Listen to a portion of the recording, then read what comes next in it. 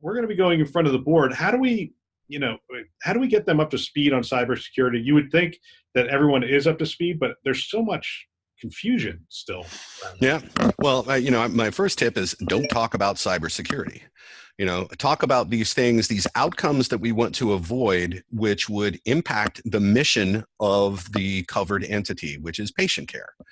You can fairly put these outcomes into three buckets, and I'd even reduce it to two, but let's use three because we pulled out records disclosure as this particularly nasty thing, that we'd focus on.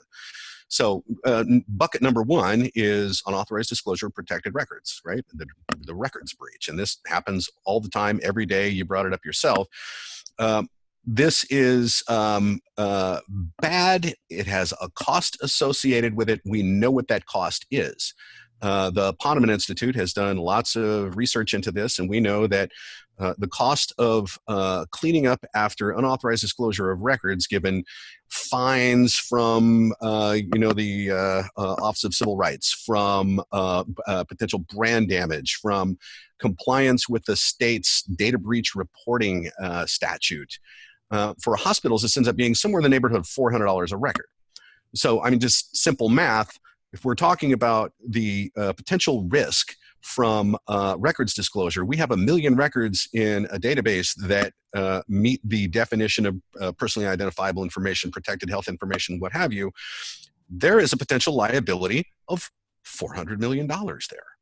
That's how we start this conversation. We start talking about the amount of liability that is around, these pots of gold. So number one is unauthorized disclosure of protected records. Number two, theft and extortion. We call it ransomware. We use dumb names in the cyber business, starting with the word cyber. Theft and extortion, we see empirically about how much this is worth, right?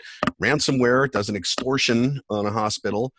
Business email compromise just fools somebody into sending money away. And we can kind of know what the magnitude of that is. So we start to put dollar signs around these outcomes rather than talking about, hacking. And I would actually take some issue with that word hacking because it's really unspecific as to what that was. There's a difference between I fooled you into giving me your password and I walked into your network versus I packaged some exploit and figured out how to get somebody to bite on something really exotic that will fly under the radar. Those things are different, but you can call them both hacking. So a little specificity there. I read the same article you did, and I thought that was remarkably unspecific. But moving on, records disclosure, theft and extortion, and then the third one is just disruption of critical services. And disruption for the sake of disruption is also a growing trend.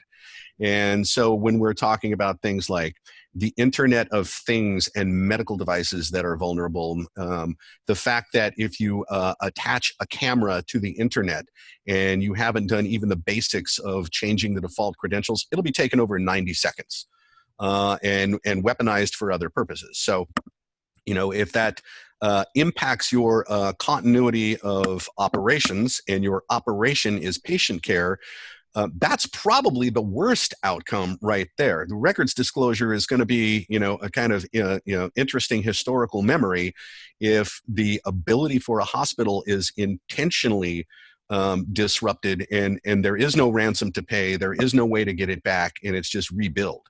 So that's how I would start the conversation. I would talk about these exposures, the dollar signs that are associated with them, and then talk about the two terms in risk, lowering the likelihood of those outcomes and lowering the impact of those outcomes if and when they occur, because these are fairly foreseeable events, to your point, in today's world.